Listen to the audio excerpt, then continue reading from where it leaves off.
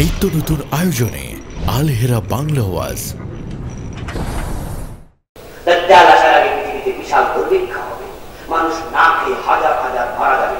দাজ্জাল যখন আসবে, এক হাতে রুটি পাহাড় থাকবে, আরেক হাতে পানির ঝর্ণা থাকবে। সে লোভ দেখাবে, আসো আসো আমাকে রব মানো, রুটি পাইবা, পানি পাইবা, খাবার পাইবা, ব্যস্ত পাইবা, কি চাও সব দেবো। লুবি মানুষগুলো তখন তার দলে যোগ দিয়ে দেবে। আর আপনারা যারা ভালো মানুষ, আপনারা তখন হযরত ইমাম মাহদী শাসন ইনশাআল্লাহ।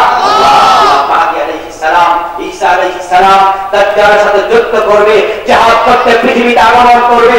আমরা জানি না কবে আসবে, হতে পারে 10 বছর পরে, 20 বছর পরে, হতে পারে আমার জীবদ্দশায়, হতে পারে আমার সন্তান অথবা তার সন্তান ইমাম মাহদীকে পেয়ে যাবে। যারা জিহাদের প্রস্তুতি এখন থেকে নিয়েছে তারা এই মাহদীর দলে যোগ দেবে। আর যারা জিহাদের কথা শুনলে ভয় পায় তারা ঈমান হারায় দাজ্জালের বাহিনীতে চলে যাবে। রাসূলুল্লাহকে আল্লাহ তাআলা পরামর্শ করার জন্য অর্ডার করছেন, নির্দেশ দিয়েছেন, শাবিরুহুম ফিলাম, আপনি গুরুত্বপূর্ণ ব্যাপারে সাহাবাদের সাথে পরামর্শ করুন। যখন খন্দকের যুদ্ধ হবে, মক্কার কাফেররা সবাই মিলে মদিনার বিরুদ্ধে সম্মিলিত শক্তি প্রয়োগ করবে। হাজার হাজার সৈন্য নিয়ে তারা মদিনা গ্রহণ করার সিদ্ধান্ত নিয়েছেন। রাসূলুল্লাহ সাল্লাল্লাহু আলাইহি ওয়াসাল্লাম কাফেরদের পরামর্শ, কাফেরদের বিরুদ্ধে কিভাবে শক্তি প্রয়োগ করবেন, তাদের মোকাবেলা কিভাবে করবেন, সিদ্ধান্ত নেওয়ার জন্য তিনি মজলিসের শুরার মিটিং ডাকলেন।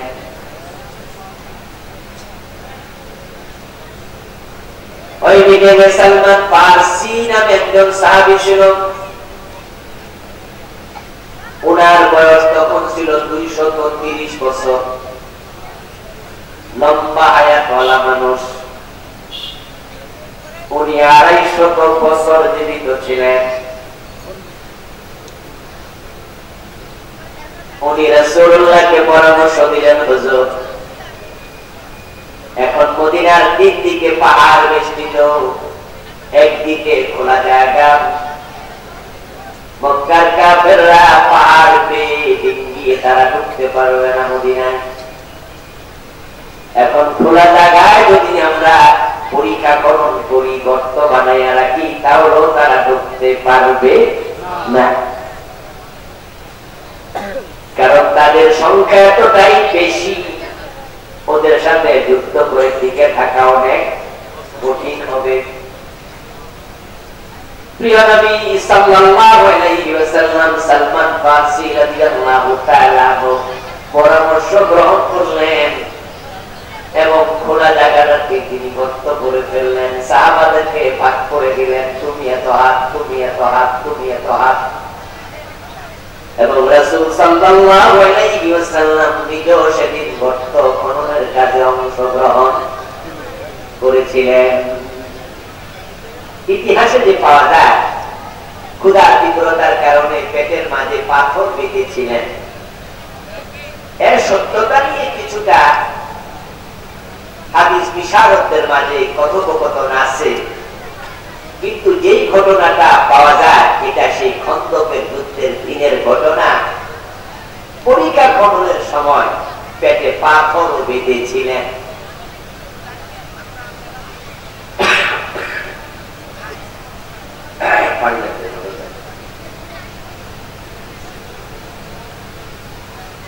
জিকির করুন লা ইলাহা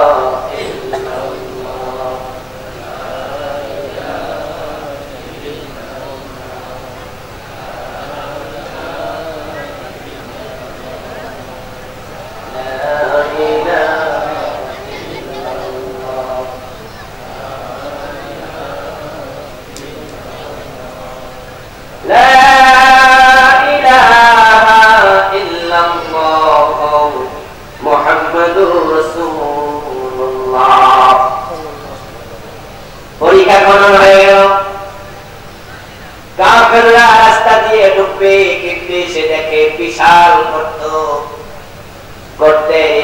সাহাবায়ে কেরাম তীর ধনুক নিয়ে রেডি।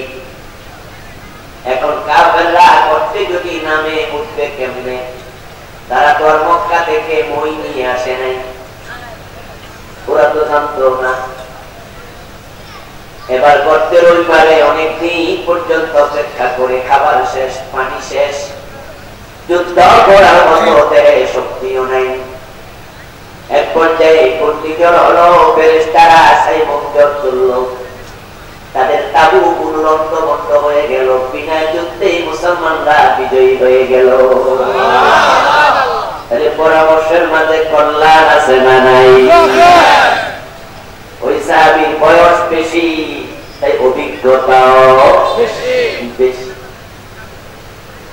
রাসূলুল্লাহ সাল্লাল্লাহু আলাইহি ওয়াসাল্লাম ওদের যুদ্ধের দিন পরামর্শ বৈঠক ডেকেছিলেন। ওই যুদ্ধটা মদিনার অভ্যন্তরে হবে না মদিনার বাইরে হবে, সাহাবায়ে কেরাম থেকে পরামর্শ নিয়েছিলেন। এইভাবে গুরুত্বপূর্ণ কাজে রাসূল পরামর্শ নিতেন। এবার বলুন তো, সাহাবীদের মাঝে রাসূলের যে জ্ঞানী গুণী পণ্ডিত কোন ব্যক্তি ছিল নাকি? আমার রাসূল সব দিক থেকে এক নাম্বার। উনার মতো জ্ঞানী মানুষ পৃথিবীতে দ্বিতীয় জন, উনার মতো বিচক্ষণ বুদ্ধিমান পৃথিবীতে দ্বিতীয় জন, উনার মতো মেধাবী পৃথিবীতে দ্বিতীয় জন, উনার মতো কৌশলী পৃথিবীতে দ্বিতীয় জন।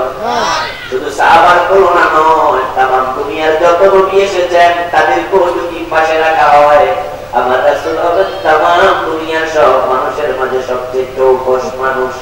সুবহানাল্লাহ।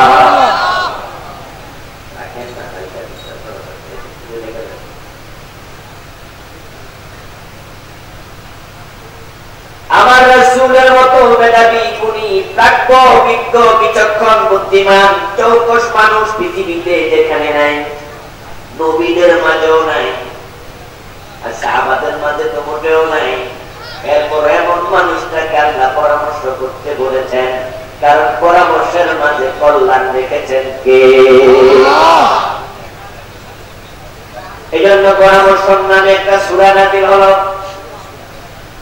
এখান থেকে আমাদের জন্য শিক্ষণীয় হলো, গুরুত্বপূর্ণ সিদ্ধান্ত নেওয়ার সময় আমাদেরও পরামর্শ করা দরকার। মনে যা আসে তা বলবেন না, বরং যারা বিশেষ করে দায়িত্বশীল মানুষ তাদের কথাবার্তা বলতে, সিদ্ধান্ত নিতে, কাজ করতে একটু সতর্ক হয়ে করা, মজলিসে শুরার সাথে পরামর্শ করা, এবং দায়িত্বশীল ব্যক্তিবর্গ চিন্তা ভাবনা করে কথা বলা। কারণ তাদের একটা কথার কারণে অনেক কিছু উলটপালট হয়ে যেতে পারে। তাদের এক একটা কথা, এক একটা মেসেজ, আর ব্যক্তির মানের কারণে তার উল্টা পাল্টা কথা পুরা অধীনস্থ সবার জন্য লজ্জার কারণ হতে পারে। দেশে ডিমের দাম বেড়ে গেছে, দ্রব্যমূল্য আজকে অনেক বেশি, এটা আন্তর্জাতিক ক্ষেত্র কম নয়। ইউক্রেন এবং রাশিয়ার যুদ্ধের কারণে তামাম দুনিয়ার অর্থনীতির উপর একটা চাপ পড়েছে। এটা নিয়ে আমাদের কারো দ্বিমত আছে? কথা কিন্তু বলতে হবে আপনাদের। না বলে না বলে দেবেন, হ্যাঁ বলে হ্যাঁ বলে। ইউক্রেন রাশিয়ার যুদ্ধের কারণে তামাম দুনিয়াতে অর্থনৈতিক চাপ আছে কিনা? এই জন্য দ্রব্যমূল্য বেড়েছে, এটা স্বাভাবিক। কিন্তু রাষ্ট্রের যারা যারা রাষ্ট্রের নেতা, তারা এটা চেষ্টা করবে কিভাবে নিয়ন্ত্রণ করা যায়, মানুষের ক্রয় ক্ষমতার ভিতরে রাখা যায়। আর যদি না পারে তাহলে মানুষকে সান্ত্বনামূলক কথা শোনাতে হবে। কিন্তু আপনি যদি বলেন ডিমের দাম বাড়ছে কারণ শীতকালে মুরগি ডিম কম পারে, এটা কি কোনো কথা হলো? তাহলে আজ থেকে 1 মাস আগে কি শীত ছিল? তখন ডিমের দাম বাড়ছে কেমনে? আপনার মুখে যা আসে আপনি তাই বলবেন, যা মনে চায় তা করবেন, এটা তো ভালো লক্ষণ নয়। রাস্তায় যারা আছে তারাও লজ্জায় পড়া লাগবে। বিশেষ করে দায়িত্বশীল পর্যায়ের লোকেরা তারা কথাবার্তা বলতে সতর্ক হবে, তারা কাজ করতে সতর্ক হবে। রাসূলুল্লাহ সাল্লাল্লাহু আলাইহি ওয়াসাল্লাম যেহেতু রাষ্ট্রপ্রধান ছিলেন, এই জন্য আল্লাহ তাআলা প্রিয় নবীকে স্পেশালি অর্ডার করতেন ওয়াশাবিরহুম ফিল আমর ফাইদা যামতা ফাতাওয়াক্কাল আলাল্লাহ। ও আমার নবী, আপনি তাদের সাথে পরামর্শ করুন, তারপরে এবার ভেবে সিদ্ধান্ত করুন। যখন সিদ্ধান্ত চূড়ান্ত হয়ে যাবে তখন ভরসা করা লাগবে কার উপর? পরামর্শ আমরা করব। আমরা এখানে পরিবারের প্রধান আছি, অনেকে আমাদের পরিবারের ৫-৭ জন সদস্য আছে।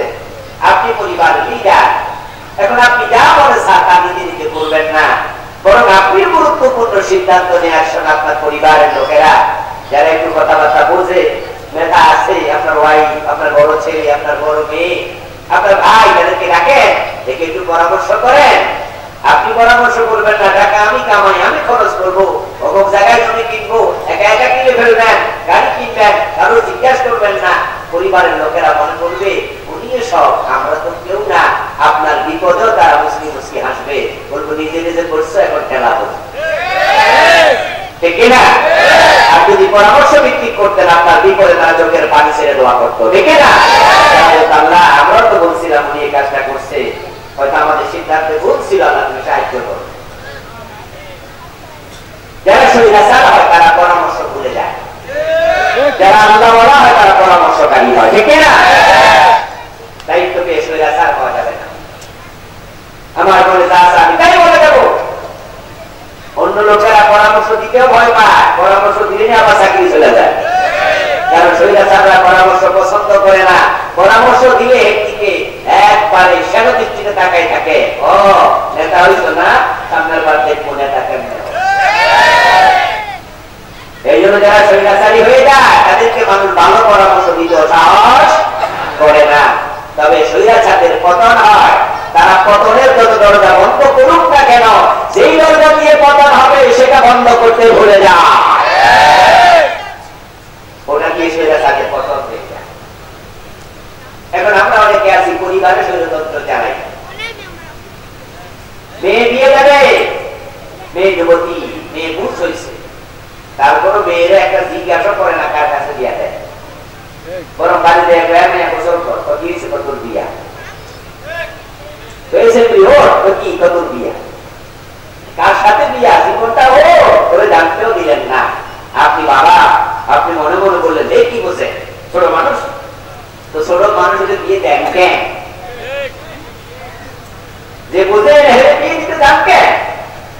আর বিয়ে দেয়াই প্রমাণ করে সে বোঝে, সে শ্বশুর বাড়ি গিয়া স্বামীকে সামলাইতে হবে, শাশুড়িকে সামলাইতে হবে, ননদকে সামলাইতে হবে, যাকে সামলাইতে হবে, পরিবারকে সামলাতে হবে, তার কিছু বুঝ আছে। তাই আপনি তাকে বিয়ে দেওয়ার আগেও তার সাথে পরামর্শ করা দরকার আছে না নাই?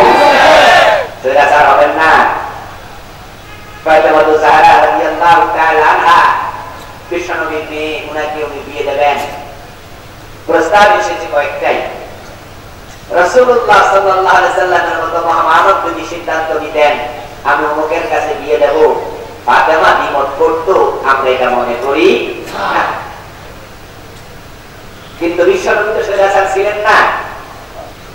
তিনি মেয়েকে ডাকলেন, ফাতেমা তোমার বিয়ের জন্য প্রস্তাব আসছে, অমুক দিয়েছে, অমুক দিয়েছে, অমুক প্রস্তাব দিয়েছে, আলীও প্রস্তাব দিয়েছে।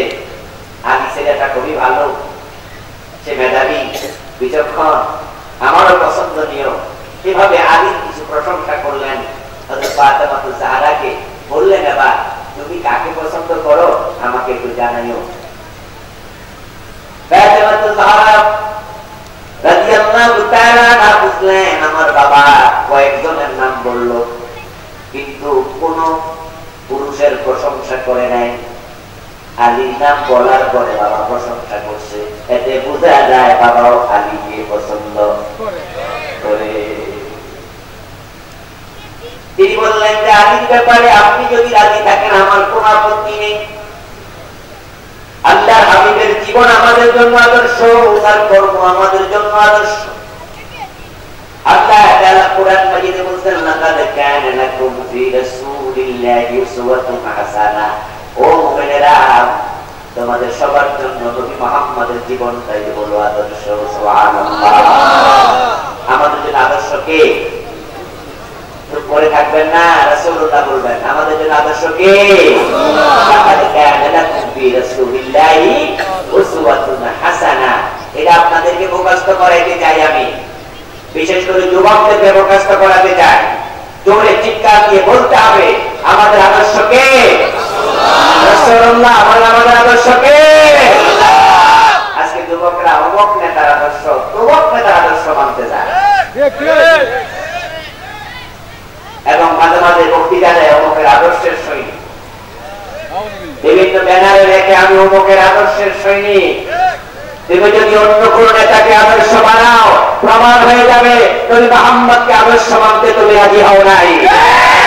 রাসূলকে আদর্শ না মানলে মুমিন হওয়া যায় না। আল্লাহ বলেছেন আমাদের রাসূল, তোমাদের রাসূল আদর্শ। তিনি বলেন তিনি আইডল, তিনি নামুজাজ, তিনি ইমাম, তিনি উসওয়া, তিনি কুদওয়া। তিনি আমাদের জন্য ফরমান। ঈদ বানানোর জন্য বিক্রিতে গেলে দেখবেন মাটি ভরাট করার জন্য একটা হাতের মাঝে এরকম করে বানাইয়া দেয়। এটা কি বলে? টাইলস। বাংলা এটাকে ফরমা বলে, শুদ্ধ বাংলা। আপনি ঈদ বানাবেন 1000 পিস, কর্মচারী আছে 30 জন, প্রতিজন 200-300 করে ঈদ বানাবে, 10,000-20,000 ঈদ হবে। বলুন তো ঈদ কি এক একটা এক এক সাইজে হবে? কারণ যেহেতু ফরমার সাইজ এক, যিনি বিক্রিদের মালিক তিনি ওই ফরমা বানাইয়া দিছে। এক কর্মচারীরা এই ফরমার আগে ঈদ বানাও, 1 লক্ষ পিস ঈদ বানাইলে এক সাইজে হবে। তামাম দুনিয়ার মুসলমান যদি নবী মুহাম্মদকে আদর্শ মানত, সব মুসলমানের চিন্তা ভাবনা এক ফরমায় তৈরি হয়ে যেত। আর সেটা হলে আজকে ফিলিস্তিনি মুসলমান মার খাওয়া লাগতো না। ইসলাম আমাদেরকে শিখিয়েছে, রাসূল আমাদেরকে বলেছেন, শিখিয়েছেন অন্যায় করবা না, অন্যায়কে প্রশ্রয় দিবা না। তিনি বলেছেন তা'মুরুন্না বিল মা'রুফ ওয়া লা তানহাউন্না 'আনিল মুনকার আও লা ইউশিকান্না আল্লাহু আন ইয়াব'আথা 'আলাইকুম 'আযাবান মিন 'ইনদিহি সুম্মা লা তাদ'উন্নাহু ফালা ইউস্তাজাবু লাকুম। আল্লাহ হাবিব সাল্লাল্লাহু আলাইহি ওয়াসাল্লাম বলেন, তোমরা সৎ কাজের আদেশ দিবা, অসৎ কাজ দেখলে প্রতিরোধ করবা, নিষেধ করবা। ও আমার উম্মত, এটা তোমাদের দায়িত্ব আমি নবী দিলাম। কোরআন মাজিদ আল্লাহ তাআলা বারবার বলেছেন তা'মুরুনা বিল মা'রুফ ওয়া তানহাউনা 'আনিল মুনকার। ইয়া'মুরুনা বিল মা'রুফ ওয়া ইয়ানহাউনা 'আনিল মুনকার। আমিরুনা বিল মা'রুফ ওয়া নাহুনা 'আনিল মুনকার। কোরআনে অনেক স্টাইল আল্লাহ তাআলা বলেছেন।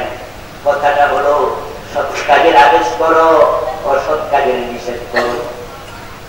প্রিয় নবী বলেন তোমরা এটা করবা, যদি না করো তাহলে শোনো আল্লাহ তার পক্ষ থেকে তোমাদের উপর আযাব পাঠাবে, গজব পাঠাবে। আযাব গজব দেখার পরে তোমরা ওই আযাব থেকে বাঁচার জন্য আল্লাহর কাছে দোয়া করবা, তখন দোয়া কবুল হবে না। আপনারা সকলে জানেন যে কিছুক্ষণ আগে আমার আগে বক্তা ফিলিস্তিন নিয়ে অনেক কথা বলেছেন। আর এটা তো বার্নিং ইস্যু, বলতেই হবে। কারণ ফিলিস্তিন, মসজিদ আকসা শুধু ফিলিস্তিনের মুসলমানের না, এটা তামাম দুনিয়া 200 কোটি মুসলমানের সম্পদ। কথা আমাদের এই বিষয়ে বলতেই হবে। আপনারা সকলে জেনে থাকবেন দ্বিতীয় বিশ্বযুদ্ধের পরে আমেরিকার নেতৃত্বে আমাদের ফিলিস্তিনে ইসরায়েল নামক রাষ্ট্র, ওরা কলোনি হিসাবে এখানে আশ্রয় হিসাবে এখানে তারা স্থাপন করে। তারপরে এই ইসরায়েলি মানুষগুলো তারা করতে আমাদের মুসলমানের বাড়িঘর দখল করা শুরু করে দিয়েছে।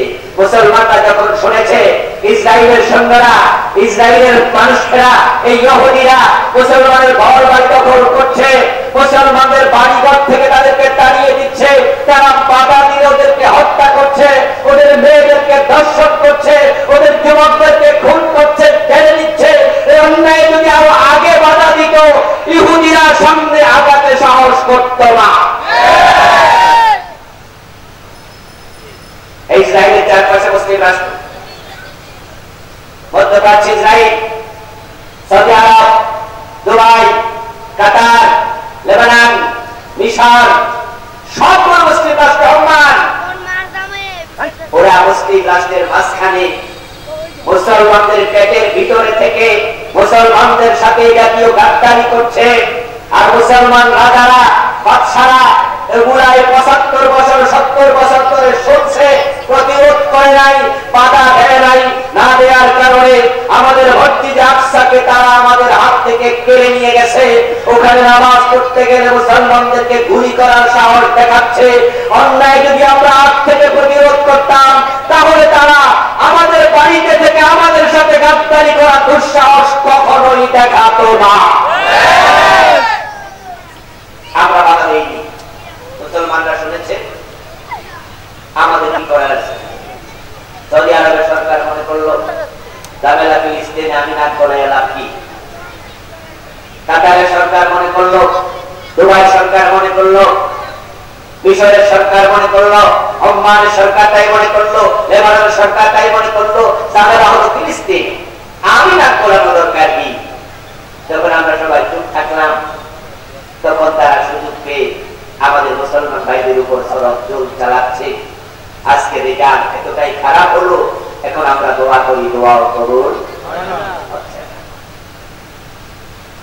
আমার প্রিয় ভাইরা, আমরা দেখলে কথা বলতে হবে, ন্যায়ের সাথে চলতে হবে। রাসূল আমাদের আদর্শ, তিনি আমাদেরকে গুরু শিখিয়েছেন। এখন রাসূলুল্লাহ সাল্লাল্লাহু আলাইহি ওয়াসাল্লাম আদর্শ, আল্লাহ ওনাকে বানালেন। এখন আমাদের সন্তানেরা এই রাসূলকে আদর্শ বাদ দিয়া অমুক নেতা তমুক নেতাকে আদর্শ মানা শুরু করেছে। তোমরা এটা কোনদিন করবা না। রাসূল মুহাম্মদ ছাড়া দুনিয়ার কোন মানুষ আমাদের আদর্শ হতে পারে না। রাজনৈতিক লিডার হতে পারবে। আমাদের দেশে বঙ্গবন্ধু শেখ মুজিবুর রহমান রাজনৈতিক নেতা, বড় প্রেসিডেন্ট জিয়াউর রহমান রাজনৈতিক নেতা, প্রেসিডেন্ট শাহ রাজনৈতিক নেতা। রাজনৈতিক নেতা হিসাবে তোমরা তাদের দল করো। আমার যুবক ভাইয়েরা, তুমি করো, এটা তোমার ব্যাপার, কিন্তু তোমার জন্য তার আদর্শ না। তুমি মুসলমানের সন্তান যদি হও, আদর্শ হবে মুহাম্মদুর রাসূলুল্লাহ। এটা তোমার ঈমান, এটা তোমার ঈমান। ঈমান যদি আনো তাহলে তোমাকে বলতে হবে রাদিতু বিল্লাহি রাব্বান ওয়া বিল ইসলামি দীনা ওয়া বি মুহাম্মাদিন নাবিয়্যান ওয়া রাসূলা। আল্লাহকে রব হিসাবে পেয়ে তুমি খুশি হয়ে যাও, ইসলামকে দ্বীন হিসাবে পেয়ে তুমি খুশি হয়ে যাও, রাসূলকে নবী হিসাবে আদর্শ হিসাবে পেয়ে তুমি খুশি হয়ে যাও। আদর্শ মানে হলো যার মতো মানুষ হতে চায়, এটার নামই হলো আদর্শ, এটার নামই হলো উসওয়া মডেল। এখন রাসূলুল্লাহ সাল্লাল্লাহু আলাইহি ওয়াসাল্লাম আদর্শ মানার অর্থ হলো উনি যেমন আমি হতে চাই তেমন। এখন তুমি রাসূলকে বাদ দিয়া অন্যকে আদর্শ বানানোর মানে হলো তুমি অন্যের মতো হতে চাও। কিয়ামতের দিন তুমি যাকে আদর্শ নেতা মানছো, আল্লাহ তোমার হাসরটা তার সাথে করবে। কুরআন মাজিদ আল্লাহ তাআলা বলেন, ইয়াওমা নাদউ কুল্লা মুনাসিন বিইমামিহিম। আমি সেই দিন হাসরের ময়দানে সব মানুষকে তার নেতার সাথে তুলে দাঁড় করাবো। এখন যদি রাসূলকে তুমি আদর্শ মানো, একমাত্র অভিভাবক নেতা মানো, রাসূলের সাথে হাসর হবে। আর যদি অন্যকে মানো, অন্যের সাথে হাসর হবে।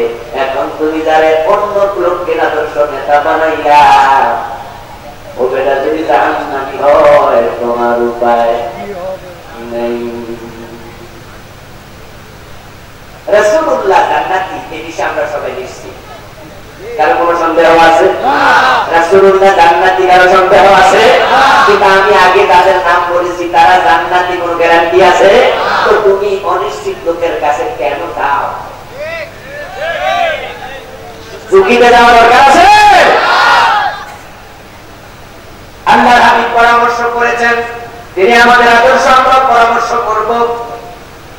সূরাতুশ শুরার উপরে পেট বাড়ি আলোচনা করে দিলাম সংক্ষেপে। এবার আসুন আমাদের তেলাওয়াত বিদায়াত নিয়ে কিছু কথা বলি।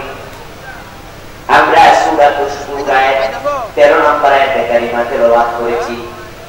যে আয়াতে কারিমাতে আল্লাহ তাআলা আমাদেরকে একটি বিশেষ দায়িত্ব দিলেন। ওই দায়িত্বটা দেওয়ার আগে তিনি কিছু ভূমিকা বললেন।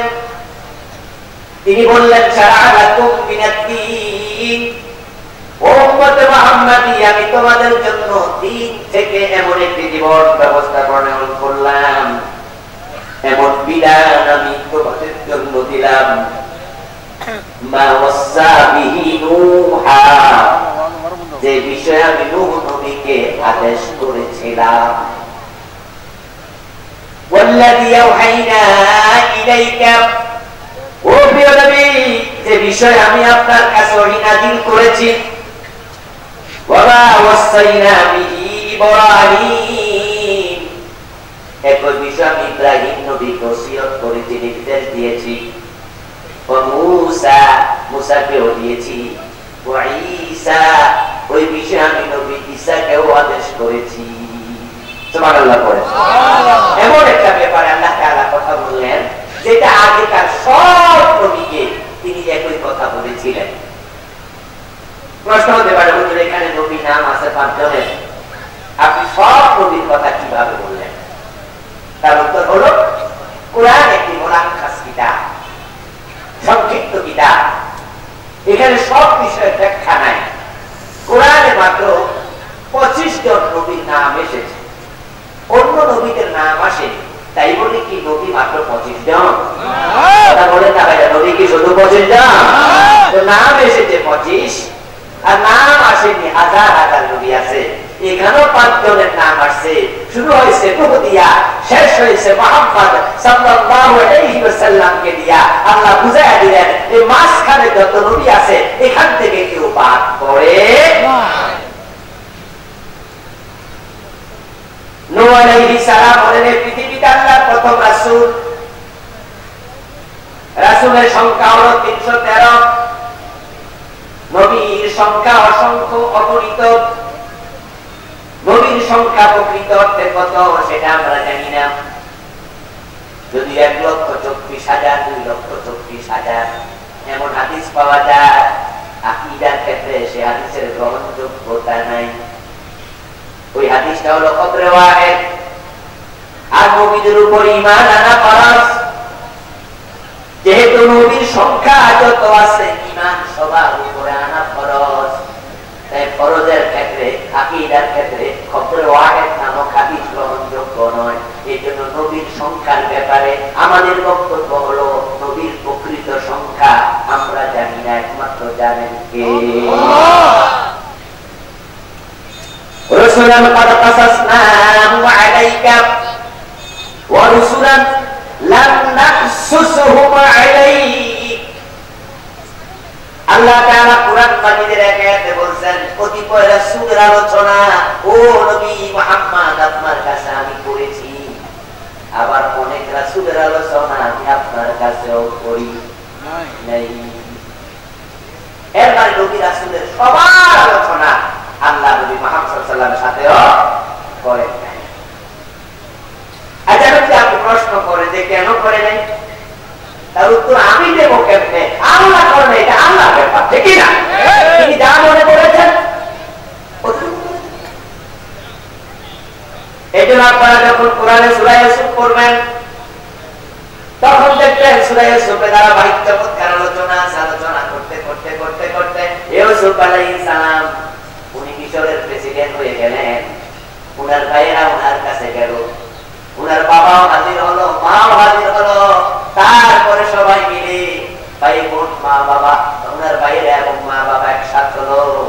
হওয়ার পরে উনি ভাইদেরকে ক্ষমা করে দিলেন, আলোচনা শেষ। এখন যে জুলাইখার লগে গন্ডগোল লাগে নবী ইউসুফে জেল কাটলো, ওই জুলাইখার কি হলো? কোরআনে তার আলোচনা আর নেই। জুলাইখা আলাইহিস সালাম সূরা কাহাফ পড়লে পাবেন, রানী বিলকিসের সাথে সূরা নমল পড়লে পাবেন, রানী বিলকিসের সাথে সুলাইমান আলাইহিস সালামের সাথে দাওয়াত হলো, কথা হলো। রানী বিলকিস সাবা থেকে হাজার হাজার সৈন্য নিয়ে হযরত সুলাইমানের রাজ দরবারে আসলো। আসার পরে সুলাইমান সিংহাসনে বসতে দিল। এরপরে কি হইল? আলোচনা। কিন্তু আমাদের মানবিক কিউরিওসিটি হলো এরপরে জানি কি জানতে মনটা চাইতেছে না? সুলাইমানের লগে বিয়ে শাদী জানি হয়েছিল, পরবর্তী কি হয়েছিল আমরা জানতে চাই। কিন্তু আমার আল্লাহ এসে বেশি জানানোর কোন প্রয়োজন মনে করেন তাই প্রশ্ন চলবে না, এখানে শেষ। সব নবীর আলোচনা রাসূলের সাথে আল্লাহ করেন নাই। আল্লাহ এত মহান, তিনি যা চান তিনি সেটাই করেন। কেন করলেন, কেন করো নাই, এই প্রশ্ন করার ক্ষমতা কোন মাখলুকের নাই। হযরত নূহ আলাইহিস সালামকে দিয়ে শুরু করলেন, আওহাইনা ইলাইকা, নবী আপনার কাছে আমি ওহী পাঠিয়েছি। এই কথা বলে রাসূলের কাছে এসে শেষ। আর শুরুটা করলেন সারা আলাকুম শব্দ দিয়ে। এই নবীদেরকে যত আদেশ আমি করেছিলাম কোন নবী বাদ নাই, উম্মতে মুহাম্মাদি সেই দায়িত্বটা আমি তোমাদের কাছেই দিলাম। সুবহানাল্লাহ। কতদিন পরে একটি দায়িত্ব, যা থেকে ঈসা, মূসা, ইব্রাহিম, নূহ, লূত, সালেহ, দাউদ, সুলাইমান কোন নবী বাদ পড়ে নাই। ও কাজটা আল্লাহ আমাদেরকে দিয়েছেন, কারণ আমরা হচ্ছি সমস্ত উম্মতের মাঝে সর্বশ্রেষ্ঠ উম্মত। সুবহানাল্লাহ। কুনতুম খায়রা উম্মাহ, তোমরা সেরা উম্মত। ওয়াকাযালিকা জাআলনাকুম উম্মাতান ওয়াসাতা, তোমাদেরকে আমি শ্রেষ্ঠ উম্মত বানিয়েছি। এই জন্য সব নবীতে কাজ করে আল্লাহ বলে সেই কাজের দায়িত্ব তোমাদেরকে দিলাম। এবার কাজটা কি? আল্লাহ তাআলা বলেন কাজ হলো আনাফিউদ্দিন, তোমরা সবাই মিলে জমিনে আমি আল্লাহর দ্বীন কায়েম করো। সুবহানাল্লাহ।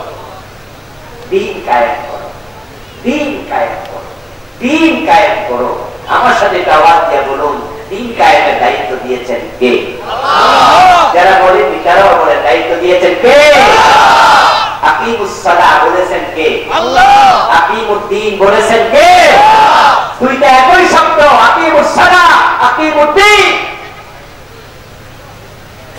আকিমুস সালাহর ওয়াজ করে না এমন হুজুর একজন বলে না, ঠিক? সব হুজুর আকিমুস সালাহর ওয়াজ করে, ঠিক না? সকল বিশ্বাস নামাজের ওয়াজ করে, করে কিনা? নামাজ কায়েম করো, তাবলীগের ভাইরা ওয়াজ করে, করে না? আরে কত কষ্ট করে তাবলীগের ভাইরা, নিজের খাবার নিজে রান্না করে খায়। বিসিএস ক্যাডার, সচিব, ডিসি, এমবিবিএস ডাক্তার, ইঞ্জিনিয়ার আমি এমন পেয়েছি, ইউনিভার্সিটির ভিসি নিজের গাড়ি নিজে কাঁধে নিয়ে তাবলীগের কাজ করছে, মসজিদে মসজিদে ঘুরছে। যার পেয়াদার 3জন 5জন থাকে সেবার জন্য, ও বেটা এই গাড়িটা তার পেয়াদার কাঁধে দেয় না, তাবলীগের সিল্লায় যাওয়ার সময় নিজেরটা নিজের কাঁধে নেয়, মাটিতে বসে খাবার খায়। এক প্লেটে 3জন 5জন 7জন একসাথে খায়, ওই প্লেটের মধ্যে রিকশাওয়ালা খায়। এমন কষ্ট করে নামাজের দাওয়াত দিচ্ছে। সাহেবরা আজকে তো এসি গাড়ি আছে, এসি বাস আছে, রাস্তা সুন্দর আছে। আজ থেকে 50 বছর পিছনে চলে যান, যখন বাংলাদেশে ওই দুর্গুড়া থেকে, ওই সাসিনা থেকে, ওই আমরা থেকে, ভারত থেকে আপনার পালকিতে চড়ে, নৌকায় চড়ে, পায়ে হেঁটে, ঘোড়ার পিঠে চড়ে দিনের দাওয়াত দিয়েছে। নামাজের দাওয়াত দিয়েছে, বক্তারা নামাজের দাওয়াত দিচ্ছে।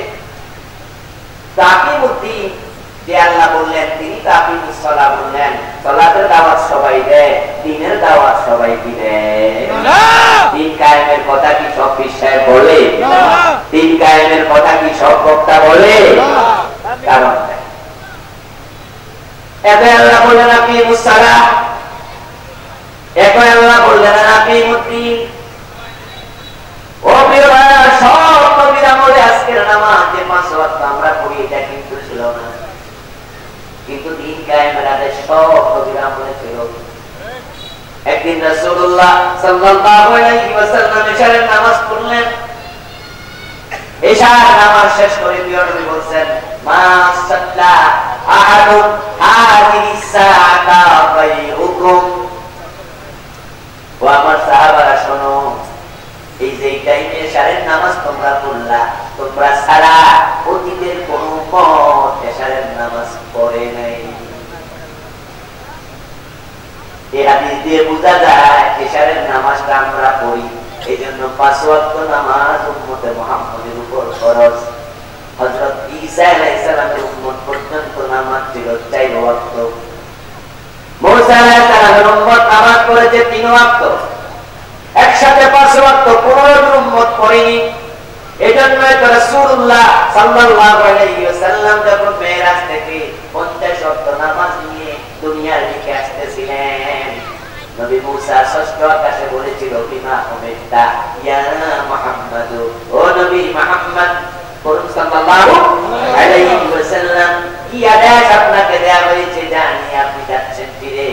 রাসূলুল্লাহ বলেছেন 50 ওয়াক্ত নামাজ নিয়ে যাচ্ছি। মুসা বলেছিলেন, না না, ইরজা ইলা রাব্বিকা ফাসালহু তাখফীফা, আপনি ফিরে যান আল্লাহর কাছে, বলুন আল্লাহ এত ওয়াক্ত পারবে না, কমায়া দাও। আল্লাহর হাবিব মুসা নবীর পরামর্শ শুনলেন। খন্দকের যুদ্ধে সালমান ফার্সির পরামর্শ শুনেছে, ষষ্ঠ আকাশে মুসা নবীর পরামর্শ শুনছে। মুহাম্মদ সেরা নবী, কিন্তু মুসা নবীর পরামর্শ শুনে হযরত সালমান ফার্সি সাহাবী, আর মুহাম্মদ হলেন নবী। সাহাবীর পরামর্শ শুনে এটাই প্রমাণ করে মাঝে মাঝে অধীনস্থর পরামর্শ শোনা লাগে, আর যে অন্যের পরামর্শের মূল্য দেয় বুঝতে হবে সে নিরহংকারী। আর যারা অহংকারী হয় তারা তুই কি বলতো, আরে হ্যাঁ কি আল্লাহ হাবিবানাকে বললেন আমার 10 ওয়াক্ত কমিয়ে দেওয়া হলো। মুসা আলাইহিস সালাম আবার বললেন, আবার কমানো হলো, আবার বললেন, আবার রাসূল গেলেন আল্লাহর কাছে বললেন কমিয়ে দেওয়া হলো, শেষ পর্যন্ত 5। রাসূলুল্লাহ ফিরে যাচ্ছেন, মুসা নবী জিজ্ঞেস করলেন, ও মুহাম্মদ সাল্লাল্লাহু আলাইহি ওয়াসাল্লাম কি খবর? হযরত মুসাকে প্রিয় নবী বলেন 5। মুসা কয় ইরজা ইলা রাব্বিকা ফাসালহু তাখফীফা, আবার জান আরো কমায়া নেন, আমি উম্মত চালাইছি আমি জানি, আমার উম্মত তো আরো কম আছিল, কম তো রাজি করাইতে সবাই রে পারি নাই। আমার উম্মতের হায়াত ছিল লম্বা, দৈহিকভাবে ছিল শক্তিশালী, আপনার উম্মতের হায়াত কম, সাইজে হবে ছোট ছোট। আগেকার উম্মতেরা 20 হাত 30 হাত 50 হাত লম্বা ছিল। হযরত আদম তো নিজে ছিলেন কয় বছর? 70 না 120 হাত। হায়াত পেয়েছে অনেক 500-700, হযরত নূহ পেয়েছে 950। আমরা কমে গেছি, আপনার উম্মত হায়াত পাবে কম, সাইজে হবে ছোট। আমি আমার উম্মতকে 3 ওয়াক্ত করাইতে পারি না ঠিক কইরা, আর আপনি 5 জানেন। আমার জান আল্লাহরে বলেন, আল্লাহ আরো কমাও। সুবহানাল্লাহ বলেন। সুবহানাল্লাহ। মুসা আলাইহিস সালামের জন্য দোয়া করা দরকার। আলাইহিস সালাম, আল্লাহ তোমার নবী মুসার উপর তুমি রহম করো, এদিকে আল্লাহ আলাইহি ফিরদাউস জান্নাতকে দান করো, জান্নাতুল উচ্চ মাকামে আরো সম্মান বাড়ায়া দাও। মুসা নবী যদি সেদিন আমাদের নবীর পরামর্শ দিয়া না পাঠাইতো, খবর আছে 5 ওয়াক্তের মুসল্লি পাওয়া যায় না, 50 সকল ইমাম পাওয়া যায় না। যে বেতন আপনারা দেন 50 সকল ইমাম পাইতেন, বেতন দেন 10,000 5,000, গ্রামে গঞ্জে 5,000 টাকার ইমাম আছে না নাই? আছে, মানে এই দিয়ে জুমা পড়ায় 5,000 টাকা দিয়ে ইমামতি করাইবো, জুমা করাইবো, চান্স পেলে মসজিদ আবার রাত উঠে, এরপর 3 মাসের বেতন বাকি, শুধু টাকা চাইলে 100 টাকা দিয়ে পড়ে।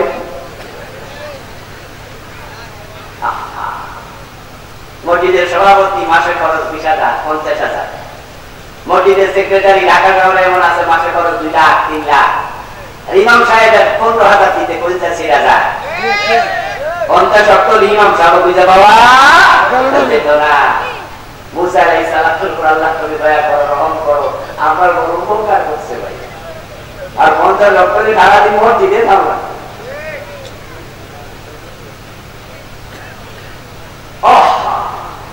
মুসা আলাইহিস সালামের উম্মত নামাজ পড়তো 3 ওয়াক্ত, ঈসা আলাইহিস সালামের উম্মত নামাজ পড়তো 4 ওয়াক্ত, উম্মতে মুহাম্মাদি নামাজ পড়ে 5 ওয়াক্ত। তাহলে সেখানে দেখুন নামাজ কম, কিন্তু দিন কায়েমের ব্যাপারে আল্লাহ তাআলা সারবেন নাই কাউকে, সবাইকে বলছেন দিন কায়েম করো। ওটুকু বলার পরে বললেন ওয়ালা তাতাফাররাকু ফি, দিন কায়েমের ব্যাপারে তোমরা মতপার্থক্য করিও না। দিন কায়েম করার এমন অর্ডার যে ব্যাপারে দ্বিমত করার অনুমতি দাও নেই। শরীয়তের অনেক মাসালায় দ্বিমত চলে, কিন্তু দিন কায়েমের ব্যাপারে দ্বিমত করা হারাম।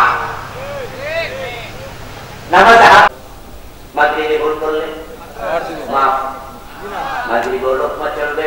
এশায় যদি ভুল করে, এই হুজুর আজকে 30 বছর ধরে আমাদের মসজিদে নামাজ পড়ায়, হুজুরে জোহরে লোকমা দিছি, আসর দিছি, মাগরিবে দিছি, এশারে দিলে হুজুরের মান সম্মান যায়, তাই বলে লোকমা আজকে আপাতত মাফ। ভুল আছে যতক্ষণ লোকমা চলবে ততক্ষণ, দিন কায়েম হওয়ার আগ পর্যন্ত আমাদেরকে তোমরা থামাইতে পারবা না, আমরা লোকমা দিতেই থাকবো।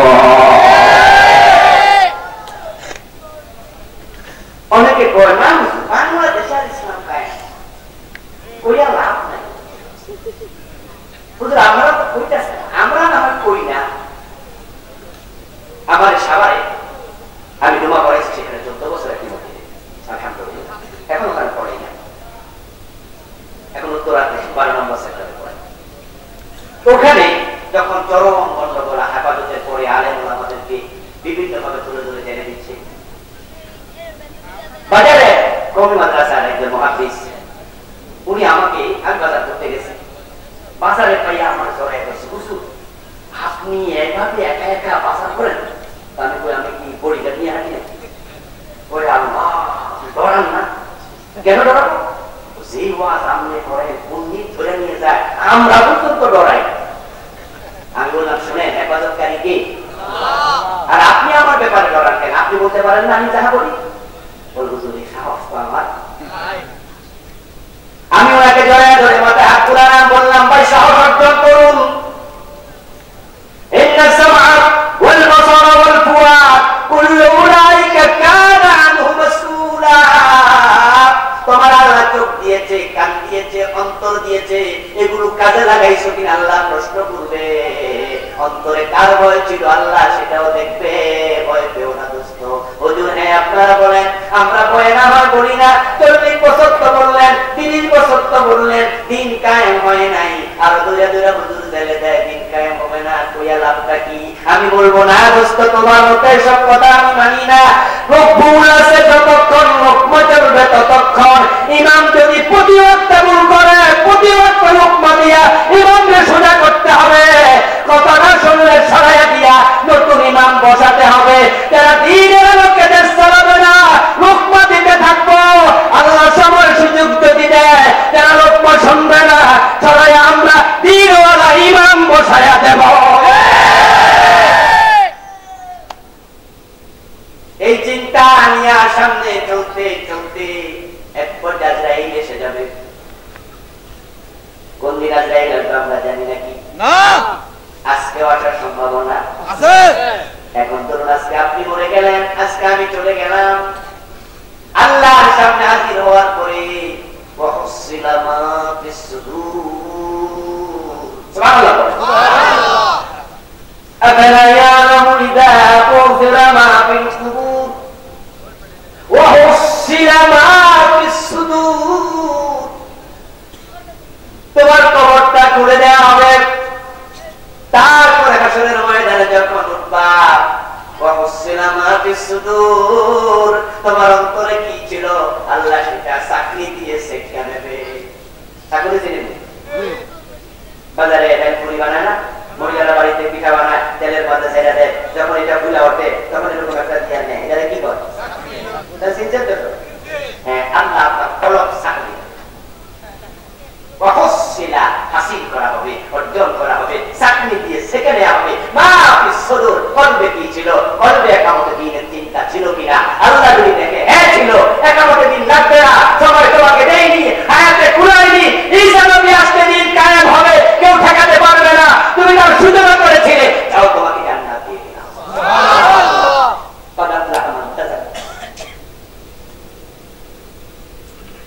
আর ঈসা আলাইহিস সালাম যখন আসবেন তখন কিছু মুনাফিক থাকবে না? কিছু লোক কি দাজ্জালের বাহিনীতে যোগ দেবে না? আরে ভাই, শুধুমাত্র কি ইহুদিরা যোগ দেবে না? এরকম মুসলমানদের মাঝে কত লোক দাজ্জালের বাহিনীতে যোগ দেবে তার কোনো হিসাব নাই। দাজ্জালের এক হাতে থাকবে জান্নাত, আর এক হাতে থাকবে জাহান্নাম। দাজ্জাল আসার আগে পৃথিবীতে বিশাল দুর্ভিক্ষ হবে, মানুষ না খেয়ে হাজার হাজার মারা যাবে। দাজ্জাল যখন আসবে এক হাতে রুটি পাহাড় থাকবে, আর এক হাতে পানির ঝর্ণা থাকবে। সে লোক দেখাবে, আসো আসো আমাকে রব মানো, রুটি পাইবা, পানি পাইবা, খাবার পাইবা, ব্যস্ত পাইবা, কি চাও সব দেবো। লুই মানুষ হলো তখন তার দলে যোগ দিয়ে দেবে। আর আপনারা যারা ভালো মানুষ, আপনারা তখন ইমাম মাহদী আসবেন ইনশাআল্লাহ। ইমাম মাহদী আলাইহিস সালাম, ঈসা আলাইহিস সালাম দাজ্জালের সাথে যুদ্ধ করবে, জিহাদ করতে পৃথিবীতে আগমন করবে। আমরা জানি না কবে আসবে, হতে পারে 10 বছর পরে, 20 বছর পরে, হতে পারে আমার জীবদ্দশায়, হতে পারে আমার সন্তান অথবা তার সন্তান ইমাম মাহদীকে পেয়ে যাবে। যারা জিহাদের প্রস্তুতি এখন থেকে নিয়েছে তারা এই মাহদীর দলে যোগ দেবে, আর যারা জিহাদের কথা শুনলে ভয় পায় তারা ঈমান হারাবে, দাজ্জালের বাহিনীতে চলে যাবে। জিহাদের কথা শুনলে চেহারা কালো হয়ে যায়, তোমাদের উপায় নাই। বাংলাদেশে কিছু ঘুমটাওয়ালা হুজুর পাই গেছে, যারা জিহাদের কথা শুনলে জিহাদের ভুল ব্যাখ্যা করে, না জিহাদ মেহাদ দরকার নাই।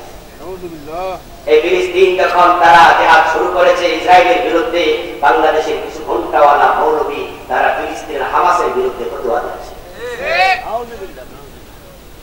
এই আবেগ এবং অস্ত্র জিহাদ নাকি ধ্বংস করেছে। অস্ত্র নিয়ে জিহাদ হবে না, জিহাদ নাকি সহিয়া কিরা দিয়া হবে, এলেন দিয়া নাকি জিহাদ হবে। তাহলে নবী মুহাম্মদ রাসূলুল্লাহ সাল্লাল্লাহু আলাইহি সাল্লাম ওদের যুদ্ধে তলোয়ার হাতে নেন নাই? কথা বলতে হবে আপনাদের। ওদের যুদ্ধে তলোয়ার হাতে নেন নাই? আল্লাহ হাবিব জিহাদ করেছেন অস্ত্র দিয়ে। ইমাম মাহদী আলাইহিস সালাম যখন আসবে, ঈসা আলাইহিস সালাম যখন আসবে, ঈসা আলাইহিস সালাম দাজ্জালকে পাপের রুদে হত্যা করবে বর্ষার আঘাতে। রাসূলুল্লাহ বলেছেন ওই বর্ষার আঘাতের হত্যা করার পরে বর্ষার আগায় রক্ত দেখাবে মানুষকে। দেখো দাজ্জালকে হত্যা করেছি, তার রক্ত দেখা যায়। তাহলে নবী ঈসা হাতে নেবেন অস্ত্র, আর তোমরা ফতোয়া দিচ্ছ অস্ত্র নিয়ে জিহাদ হবে না, সহিয়া কিতাব এলেম নিয়ে জিহাদ। জিহাদ করতে আমরা সন্ত্রাসবাদকে বুঝি না, আমরা মনে করি না শেখ আব্দুর রহমান 500 জায়গায় বোম করে জিহাদ করেছে। আমরা মনে করি না সিনেমা হলে বোমাবাজি করে জিহাদ করেছে, আদালতে বোম মেরে বিচারক হত্যা করে জিহাদ করেছে। এটাকে আমরা সন্ত্রাসবাদ করি। বাংলায় মানুষ মেরে গাছে জড়িয়েছে, ব্যক্তি দায়িত্ব হাতে নিয়েছে, এই কাজটি ঠিক হয়নি, এটা সন্ত্রাসবাদের অংশ। আমরা জিহাদ করতে যাহা বুঝি তাহা হচ্ছে অন্যায় যেখানে, প্রতিরোধ হবে সেখানে, শুরু হবে জিহাদ বুক দিয়ে বলে, কলম দিয়ে লিখে, এই জিহাদ শেষ হবে প্রয়োজনে তলোয়ার হাতে নিয়ে। দিন কায়েম করতে গেলে নবী ঈসার মতো বিপদে পড়বে। ঈসা আলাইহিস সালামকে চারদিক থেকে শত্রুবেষ্টিত অবস্থায় আল্লাহ আকাশে তুলে দিয়েছে। মুহাম্মদুর রাসূলুল্লাহ সাল্লাল্লাহু আলাইহি সাল্লামের মতো মহামানব পুরা দাঁত ভেঙে ফেলেছে। ইব্রাহিম আলাইহিস সালাম করেছেন নমরুদের আগুনে, মুসা আলাইহিস সালাম হিজরত করেছেন, চলে গেছেন মিশর থেকে ফিলিস্তিনে। হিজরত করার আগে, দাঁত দেওয়ার আগে ইমাম হুসাইনের দিকে তাকাও, দিন কায়েম করতে গিয়ে কল্লা দেওয়া লেগেছে। তাকিয়ে দেখো হযরত আমির হামজার দিকে, আমির হামজার কলিজা নাই, বুক থেকে বুক চিরে কলিজা বের করে হিন্দা কাঁচা সাবাইছে। তবে হ্যাঁ, হতাশ হওয়ার কিছু নেই। নাসরুম মিনাল্লাহি আল্লাহর সাহায্য আসবে, আল্লাহর সাহায্য আসন্ন। আল্লাহর সাহায্যের একটি সুন্নাহ আছে। আল্লাহ নবী ঈসাকে একা ছেড়ে দেন নাই, আকাশে তুলে নিয়েছেন। ইব্রাহিমকে একা ছেড়ে দেন নাই, আগুনকে ফুল বাগান বানিয়ে ফেলেছেন। মুসা নবীকে একা ছেড়ে দেন নাই, 12টা রাস্তা বানিয়ে ফেলেছেন। নবী মুহাম্মদকে একা ছেড়ে দেন নাই, আকাশ থেকে 5000 ফেরেশতা পাঠিয়েছেন। আমাদেরও একা ছেড়ে দেবেন না। একামতে দ্বীনের কর্মীরা ভয় পাওয়া যাবে না। আল্লাহর সাহায্য পাওয়ার সুন্নাহ হলো মানুষের চেষ্টা যেখানে শেষ, আল্লাহর সাহায্য সেখান থেকে হবে শুরু। ওয়াস্তাঈনু বিস-সাবরি ওয়াস-সালাহ। সাহায্য পাওয়ার জন্য ধৈর্য রাখবেন। বাংলাদেশে এখন আমরা সাহায্য দেখি, সাহায্য আসমান থেকে এখনো এসেছে, আমরা দেখিনি। এটাই প্রমাণ করে আমাদের কাজ এখনো শেষ হয়নি। আমরা চেষ্টা করতে থাকবো ইনশাআল্লাহ। আল্লাহ যখন আরশে আজিম থেকে তাকিয়ে দেখবেন আমার বান্দারা মাঠে টিকে আছে, চেষ্টা করে যাচ্ছে, চেষ্টা করতে করতে চেষ্টা শেষ, আল্লাহর সাহায্য আসমান থেকে হাজির হবে ইনশাআল্লাহ।